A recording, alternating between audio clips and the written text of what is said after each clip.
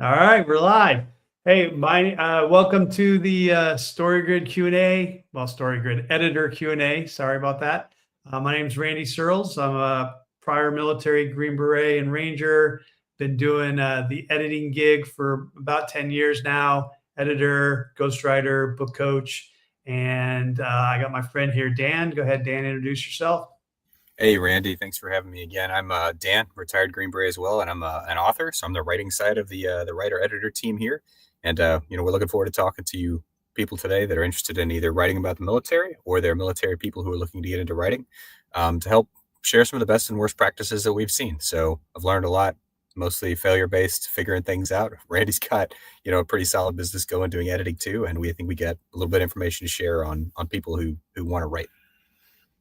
I think I want to start this with I mean, we kind of talked about it a little bit, but like your your Kickstarter's over for Mhm. the Whale and the Kraken, and like how was that whole experience for you? And what did it? I mean, if you want to give details, like hey, what how much time did you put into it? How much money did you get out of it? What's the headaches of it? Yeah, absolutely. So I've given this a lot of thought because obviously there's a lot of ways you can launch your book, right? You could do a Kickstarter, you can do an early launch on Amazon, you could just roll it out there and give it a go. You could try and do something more local with a big event. And this is my first time to try Kickstarter. And so I would say the key takeaways for me, if I was going to do like the sustains and improves, one, it was definitely a more profitable way to launch a book. So straight up, it generated 125% of my publishing goal. I set the publishing goal pretty low at $2,000, which was going to be exactly what it cost me to actually get this book out and have enough stock at my house that I could do local sales. This exceeded that. And so far, it has been quite painless. Kickstarter was pretty easy to work with. I had to put some work in up front on design in terms of like a video and a production page. But honestly, since most of that was derivative content off the book anyway, it wasn't terribly difficult. Like I used a lot of art that was already in the book. I used a lot of ideas and text from the book, and so let's say five 5 hours if you knew what you were doing, a little less, but I had to kind of stumble through it because it was the first time. So probably 5 hours of work, and it created a launch, and the launch went fine. Downside to it, the biggest improve I would say for Kickstarter launch is it directly detracted from my launch sales on Amazon, right? Because a lot of the people who would have bought a copy on Amazon, as early adopters or as pre-purchasers that would have driven up those day one sales, obviously they didn't because they bought it on Kickstarter. Also, it's a little weird to do the launch on Amazon until you finish your Kickstarter deliveries, and so it's kind of forces you to either delay the delivery or to kind of launch it simultaneously, which to me was a little weird for the people who supported the book should probably get it first. And so I delayed it at least until the first people who ordered the basic hardback got their copies, and then I launched after that. But yeah, the sales are doing okay, but the initial launch was much worse than the book that I launched on Amazon originally. Just no Kickstarter involved because again, a lot of that support that I kind of counted on to launch the other book wasn't there because it already got used up on the Kickstarter. And so going forward, looking at those two things, I think that my next book I will not kickstart, for that exact reason, because I think the upfront sales on Amazon are more useful in terms of building out initial reviews and getting that first spike of sales that kind of drives you up in the ratings on whatever your selected category are. But if you were for some reason not pushing for Amazon sales as your primary venue, like you were just going to do this mostly as a local thing and you didn't really care about Amazon sales much, I think the Kickstarter is probably a better way to do it because you do get more of the revenue up front. It does help you drive up that stock. You can pretty easily build that stock at your house that you can use for local events, and it was just fun. Like it was actually fun. So that's my key takeaways and improves on Kickstarter. But what questions do you have? Anything I missed there? I got some. I don't have questions. I have some ideas though. So you're I would say you're this seems like this book was a project of passion and also pretty low cost to make.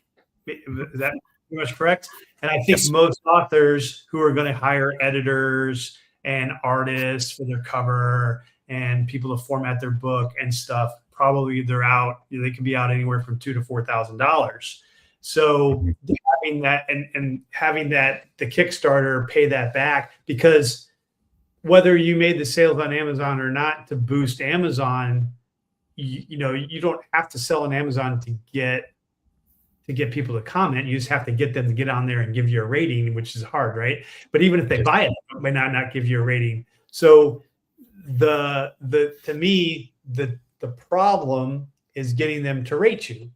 So if you made a couple thousand on Kickstarter, hopefully you'd make 3,000 or 4,000 if you're an author, so you can pay back all the initial investment, right? Because you're getting like almost 100% of the profit, right? Minus some Kickstarter stuff, depending on how you priced it. Which if Amazon's going to take at least 30 of your digital, 40 of your print, so you're making a lot less of the profit. So if you made 2,000, you make 1,500 or something for Amazon or something like that.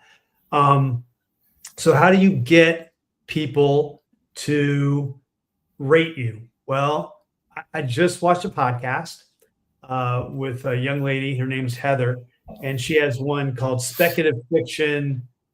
I'm gonna bung it up again. Speculative Fiction Made Simple or something like. Let me pull it up. I don't want to get it wrong because I just talked to her a minute ago and I got it wrong right in front of her as I was trying to type it, and that wasn't very fun. So Speculative Fiction library. Speculative Fiction Made Simple, something like that. Creative pen. Of course, it's not in the first 10 because I got so much junk that I subscribe to. Oh gosh, it's brutal. Yes, brutal. Speculative Fiction Writing Made Simple. And she introduced this. She interviewed this guy. His last name is Barker. His first name was JD Barker. So this guy had some weird job, and then he got into like book doctoring, kind of what I do, like developmental editing. He'd read books and give them feedback on how to make them better. And then he started ghostwriting for Patterson, James Patterson. James Patterson, like, you know, saw some of his writing, said, "Hey, we should work together." He's like, I usually plot with 30 pages of outline before I write. I collaborate. He's like, I don't plot, I just write. And he's like, well, I guess we're not going to work together. And then he wrote him back later and said, let's try it your way. So let's do that. So what they did is they each wrote a chapter and sent it to him. Then he wrote a chapter that upped the stakes and sent it to him. And then they wrote back and forth. And then they published that book. Did all right, but it took a while. And he's like, okay, that was good. Let you try it my way. Let's plan the book out, 30-page outline together. You write the book. And he's like, okay, least I can do is try it your way. And he plans the book. He writes the book in like 2.5 months and publishes it. And then he never went back to not planning a book. But the part, so it was a really interesting, his whole career is really interesting. He's been writing for 10 years. Like his third book got a $400,000 advance. And he has a really unique way of marketing.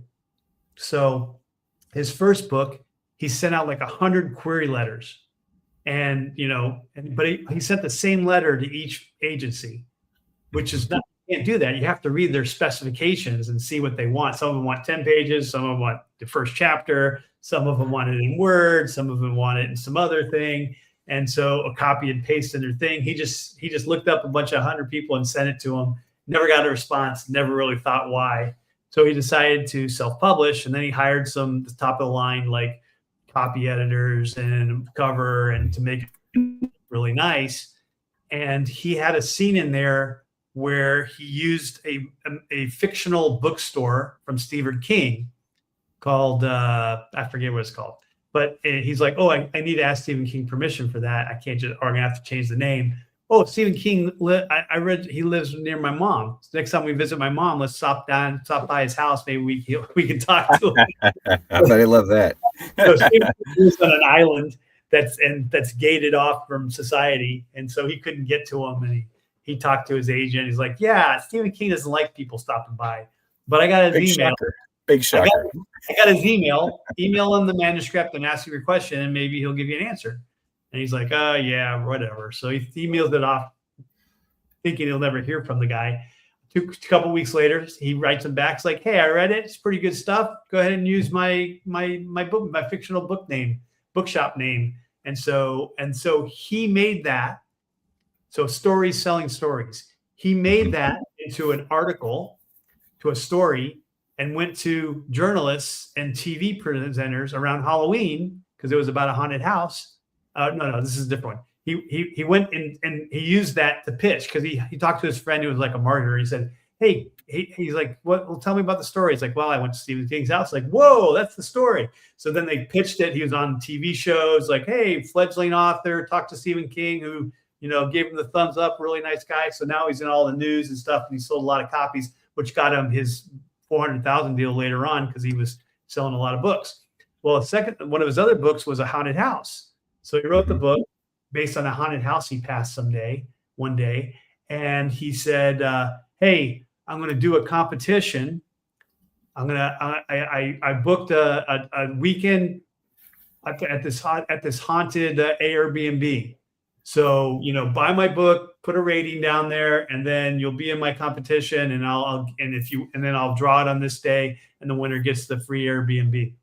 And so he thinks of really innovative ways to draw the readers in so that they really want to, put a rating in there. So maybe the problem isn't that you didn't sell them on Amazon because you're hoping that they would rate it too because Amazon would like ask them and like nudge them. But the problem is you have to force them to go over there for a reason. So thinking of innovative ways for them to go over there and push your rating in there so they can get a prize like a drawing or something like that. Maybe that's the solution, because you're talking about 25% of your profit, at least 20 to 30% of your profit, 40% of your profit for most of yours are probably the print ones, did you even sell it in digital? Yeah. I do sell it on digital, but not many people buy it. The kid's book is definitely more print. Yeah. So the print books are your 40% you're giving to Amazon. So maybe the solution is you sell it on Kickstarter so you can get that initial money back and then find a way to convince people to leave the rating. So you're not wrong, man. Especially kids' books, totally different world, right? We often talk about how there's all these kind of soft skills that go with writing that just don't have anything to do with writing. And you realize, well, hell, actually the audience that I built up for my first book translates in no way to kids' book audience. And so finding a way to kind of like penetrate another group anyway is weird and different. But no, to your point, that's what I'm trying to do now, is just get more creative on the local angle. So I advertised with a local newspaper. I'm doing an author event with a local bookstore, and we're going to, figure out how to make this essentially local story engage with the crowd here so that we're just kind of start from inside out. Whereas with the other book, it's really very vet central. So I'm pushing to veterans, and that community is kind of easy for me to touch nationwide and sometimes even globally. We get a lot of UK and Australia sales, actually. This is kind of the opposite, where I think people like that author vibe, the local author vibe about a local story. And I think that's how we're going to try and drive it. But yes, to your point, you do have to be creative to get people to leave reviews. I mean, just number of sales alone will generate a certain number of reviews. I find it to be around 5%. That's just that's my ballpark on like number of people who buy the book translating to reviews.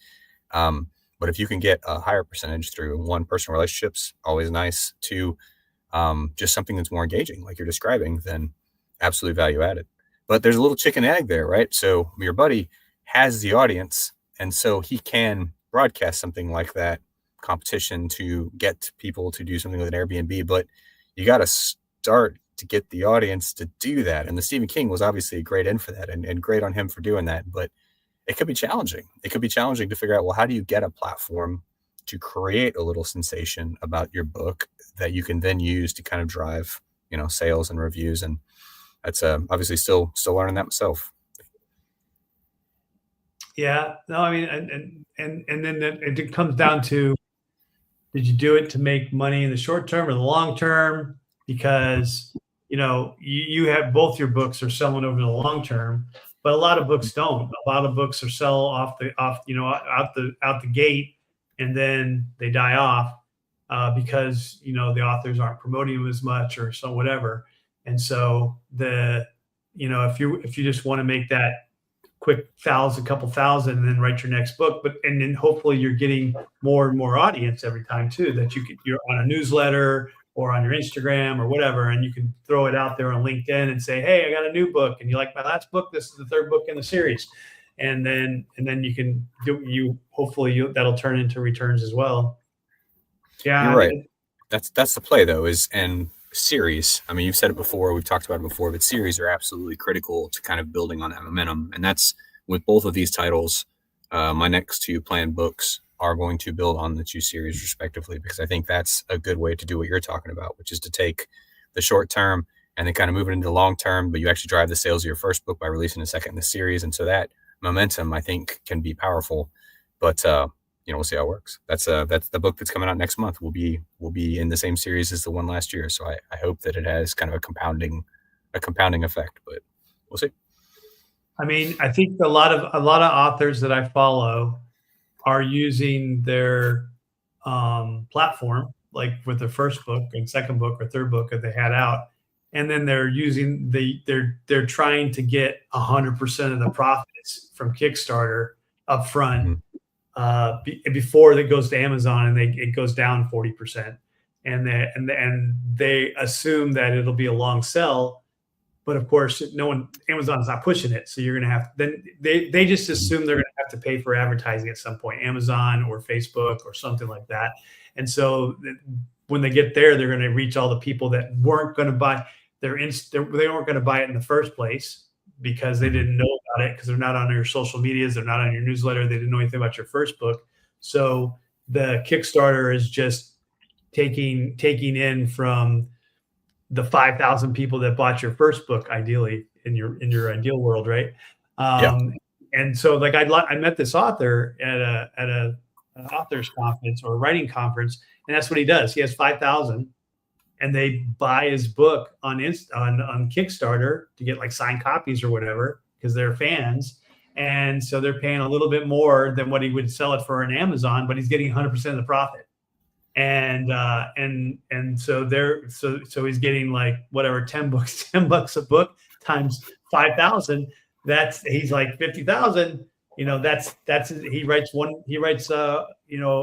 books a year, I think, on his little detective series. So, I mean, that's it, right? So I've moved more into direct sales, which takes a little bit of work to figure out how to basically do print on demand, unless you want to be in the business of keeping lots of books in your garage and shipping them individually to people, which is a fine model, but it's kind of labor intensive. And even that gets back to like, well, are you doing this as a job, or are you doing this as a side hustle that you hope to make a job? Because the more time you have, I would say the more of your profit you can recoup.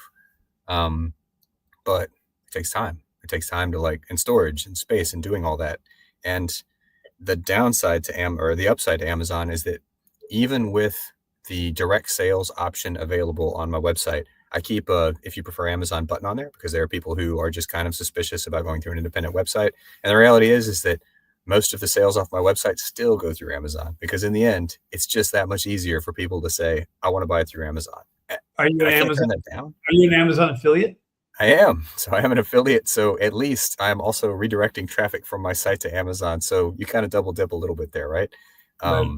But to your point, Amazon, it's funny. Like it's a little misleading when they say, well, you get 70% royalties. You get 70% royalties, sort of. You get 70% royalties after print costs, handling costs, and listing costs. And what that really translates to is a $12.99 book, I see about $2, and a $1.99 ebook, I see, let's say 60, 70 cents per go. I think a $4 ebook gets me about $1. And so it's easy to beer math in your head and be like, well, 70% is cool. You're like, well, yes, but conversely, when you do a direct sale, if I sell a $12.99 book direct sale, it costs me about $3 to print it and about another $6 for shipping and handling with the company. And so you see more like $4, $5 per sale, which is better, obviously. So it's just math on how you want to set it up and how much basically complexity you're willing to deal with. Amazon is very simple. You don't have to do a lot to publish on Amazon. And once you do, it's just there and they kind of handle it all. Your own site and or like personal inventory is more complex. Like it just takes that much more effort and time to kind of maintain it, but it's correspondingly more profitable. And I would love to move toward that model as my primary source, basically when I have enough of a library that people will kind of come to it more often. Right. And I see a lot of authors going that as they, grow and write more books and get more following, then they build their website out to do all that. So because they know that next time they get a book in that series out, that people are going to find it and they're going to go, oh yeah, I can, and I can buy all the books on the back end.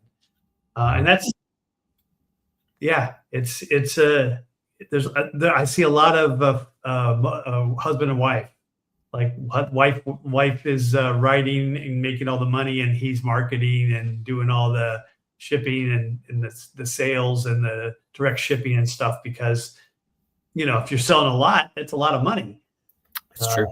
And it So becomes worth it, right? So like so I did the entire closeout for the Kickstarter. I only have one probably load left to go to the post office, but I set up my pirate ship account so I could do the postage straight off Kickstarter. And I was doing a run every 2 to 3 days until I shipped off the, I don't know, 100 and some change books that I sold on Kickstarter. So it took a little bit to do, but I mean, it becomes a thing. I mean, you have to package them. You've got to print off the receipts. You got to maintain the materials, and it's definitely not zero costs, but I mean, it's not that hard either, right? With things like Pirate Ship, it's pretty easy. You just spreadsheet in the information.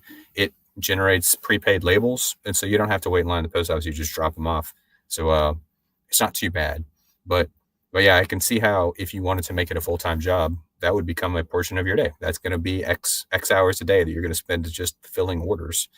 And if, I guess as a writer, if you thought you were going to just be like, I guess what we imagine Ernest Hemingway was doing. He probably didn't actually live like this either, where he's just like down there, fishing and, drinking on the beach, getting fights with people. Like the reality is it's not quite like that. Like there's a lot of actual work that goes into it, and you got to be ready to kind of commit to that when you get into the writing world for sure.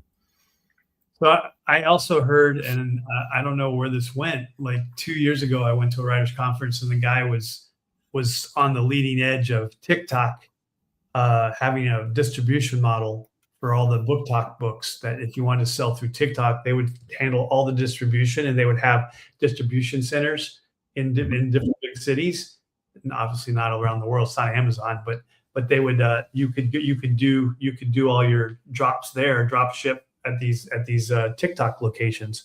I don't know where that went. I haven't heard a lot about it since then.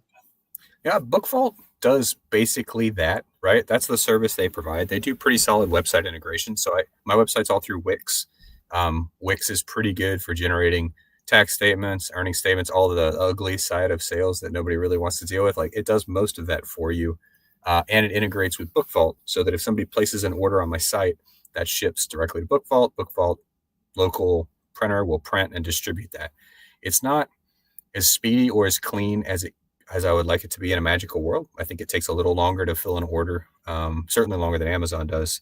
And it's a little clunky just because they always ship media mail, which people don't, people sometimes get crotchety about media mail because things take a long time to get there. But I mean, it's cheaper. And so it does get there, and the quality's good. Their books are really solid. And so it's not a perfect solution, but I found it to be a good hybrid between, well, I don't want everything to be on Amazon, and I also don't want to just have 300 books in my garage that I'm going to have to just deal with shipping all the time because I got 5 kids and a job. So there are services out there, to your point, that are super good and actually do it well. And you just have to do some research to kind of figure that out. Yeah, it is helpful if it's a family business, though. I mean, people when one person's making the money off the writing, and if everyone else wants to jump on board, I've seen that work really well. I'm working with a couple right now with my internship. She's a JAG lawyer, and I think he quit his job to write full time, and she's going to get out pretty soon. And so they went through my internship. They're going through my internship, and they're really excited about working on this and doing full time writing together and supporting each other and everything like that. So it's pretty cool. I mean, it's kind of like property management, where it can just be a business unto itself. But I think writing is inherently a little trickier because you just have to have something good enough people are willing to buy. And then not only that, but there's so much good out there and also so much bad that you have to find a way to get people to actually buy it. And it's challenging. I'm not gonna lie. It's a totally different mindset than anything I've dealt with before. And so the finding a way to get your book into the hand of an interested customer is difficult. And it's the thing I probably have to work on the most. Cool. Yeah. So, well, moving on from Kickstarter, I don't know. I don't have any other topics right now. Do you got anything off the top of your head you want to talk about? You want to talk about your other book that you're putting together and the work it takes after the edit comes in? Oh, the post-writing process. Yeah. So I just made another checklist last night because, okay, so the new book, It'll Buff Out, is a prequel to the Iraq book that I wrote, Calls It Was What It Was, right at a year, and it came out almost 2 years ago. So it's going to be almost right at 2 years. So I finished the manuscript. I sent it out for edits. I sent it out for second edits, and it just came back from copy edit. And so now it is a polished manuscript. There's very little else that needs to be done. My wife has one more letter. It's got letters from my wife in it. She has one more letter to produce. And then once that's done, that'll go in the book. And then it's done, right? You're like, yay, book complete, edits complete. She's ready to go, right? And you're like, slow down. No, because even once that's done, you get into this weird cat and mouse game of tasks you have to finish. So I have draft cover art, but to turn that draft cover art into final art, I need dust jacket comments. I need any kind of pre-read reviews that I can get. And then I need to know exactly how many pages will be in the book so that when I send the template to the guy, because your spine width, right? Black pages drive spine width. And you have to turn that art into a polished PDF with the correct width spine. And then that's how, Amazon Book Vault will publish it. Well, how do you get the number of pages? Okay, well, you got to do your interior format, and you have to ideally do a proof copy so that you can see if you like the margins and get everything set up. But you need art before Amazon will accept your book to create a proof copy. And so you end up in this kind of list of tasks that are all kind of flow charted down to say, okay, well, now my next step is to turn all this into a formatted book. So I'm going to go through Atticus. I love that recommendation. I still use Atticus. You told me about that one when I was putting this last book together, and it's super good for people that are just looking at text-based books. Not really good for kids' books, but it's really good for a normal kind of chaptery adult book. So got to put everything in Atticus, got to get all the way done, figure out the page number. This one's going to be big, probably more like a 400-page book. And so then get that to the cover artist, have the cover artist to do his thing. But then we'll get all that back into Amazon and Book Vault, order the 2 proofs, because you got to do proofs. If you think you don't need to do a proof, you're 100% wrong. Like, something is always screwed up when it finally comes and it's in your hands. The margins aren't right. Something's not going to, it will guarantee it will be that way. So just do the proof. It takes a week or so. You're like, I want to get this thing out the door. You're like, nope, don't rush it. Get the proof, get it in your hand, be satisfied with the way it looks. And even then, you can schedule your pre-release on Amazon. So once all that's done, you could probably schedule it before that. I'm not a risk taker that way. I would not want to be in a position where I had a release date to meet and had work that had not been done, because shit goes wrong.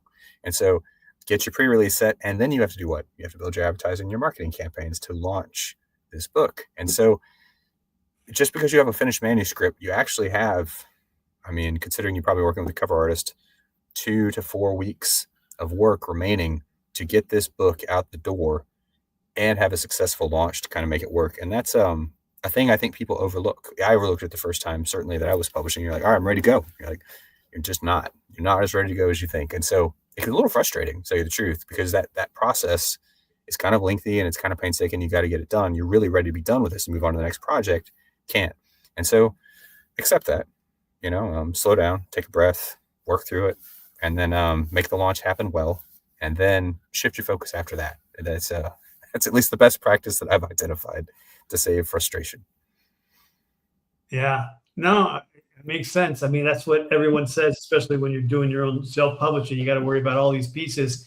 And then, so a lot of people, I don't know what your process is, but a lot of people who are still writing, you're writing the 3rd book, they're like, I'm going to write 3 hours a day, and then I'm going to spend 3 hours on all the other junk that I got to do, like marketing my other books. And really, if you're a self-published author, if that's all you are, you're spending a little bit of time every week marketing your older books, because there's people who haven't heard about them yet, and hopefully they want to buy a copy. It's true. It's just the way it is. And if you're doing it as a side hustle because you still have a day job, it can be pretty daunting. And so if you have the time to invest, I'm going to write 3 hours a day and I'm going to kind of market, logistics, kind of admin the other 3 hours a day. Great. That's awesome. For me, that's kind of more like summer of 27. I look to move part-time from my day job and move into writing closer to full-time. But that's still a terrain feature away. Like for now, I'm more like I get about an hour a day of total work to put on side hustle, and you have to allocate that. You're like, well, do you really want to lean into the next project creatively before this one's out the door? For me, the answer is usually no, because otherwise it'd just be frustrating. So I have to really devote the resources now to getting one thing done, and then kind of shift and fire to the next one. But obviously, different people's situations can handle different workloads. I think next episode we should talk about your book launch process. That'd be pretty neat. I've never heard anyone talk about that, and so you seem to have some idea of how you want to market it and what you want to do before it comes out and things. That would be pretty interesting, probably to a lot of people. I'd love to talk it. I'd love to talk just because, again, it's all been failure-based learning, right? You're like, well, how do you do this? You just do it. And you're like, oh, I could have done better. And then you kind of learn from it. And I've done 3 launches now. And so I think I've got some experience, and I think I've got a good plan for this one. So the 4th will be that much cleaner and more successful. But yeah, I'd love to talk it. All right. Well, I think we can end the episode here on that, because most people are probably trying to survive the winter. Yeah, no kidding. I tell you, in Florida, it's been brutal. Like it's a solid like 30 degrees outside. It's sunny, but it's just not warm. I mean, what the hell? Who can live in these conditions? And I got a lot of rain. My pool's full, but I still do, because I can get it under 14 degrees. I can still do my water ice immersion. Yeah, that's right. That's right. Europe, people don't realize how dark even Spain is, because of the way the latitudes work out at this time of year. Like this time of year, Europe is pretty brutal for hours of daylight and general weather conditions. You're like, oh, Southern Europe, it's beautiful. Like it's still on par with, like, I don't know, Michigan, right? I mean, it's not like it's actually that far south. That was a surprise to me as somebody that lived over there for a while. Well, I'm almost on the Mediterranean, and we get like 10 months of warm to hot weather, like really hot weather. And then there's those 2 months, like December and January, where it's like, and it's not that bad outside. Like it's really not that bad. It's not even close. It's not even close to freezing. It's mild, but it's just kind of dark, right? It's not the perfect weather you usually get. Exactly. All right. Well, hey, everyone, I guess we could say if there's anyone out there who wants to put a question in the chat, go ahead. I don't see any questions coming up, but other than that, I think we can take off and see everyone next week. Sounds awesome. Yeah, it's been a pleasure, Randy. Thanks for the chat as always. Yeah, it's been a couple of weeks, man, or something, but I'm like almost a month, isn't it? But Christmas. Yeah. Maybe we can get it back on board. Absolutely. Holidays are over. Back to work. All right.